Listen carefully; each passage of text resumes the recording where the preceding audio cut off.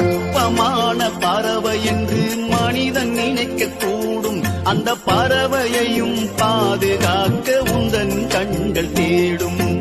உம்மை நம்பி வந்தவர்கள் கெட்டு போவதில்லை.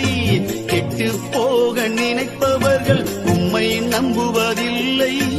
உம்மை நம்பி வந்தவர்கள் கெட்டு போவதில்லை. கெட்டு போக நினைப்பவர்கள் உம்மை நம்புவதில்லை. உம்மை நம்பி நானும் வந்தேன் ராசாவே. உம்மை ஒருபோதும் மறப்பதில்லை ராசாவே.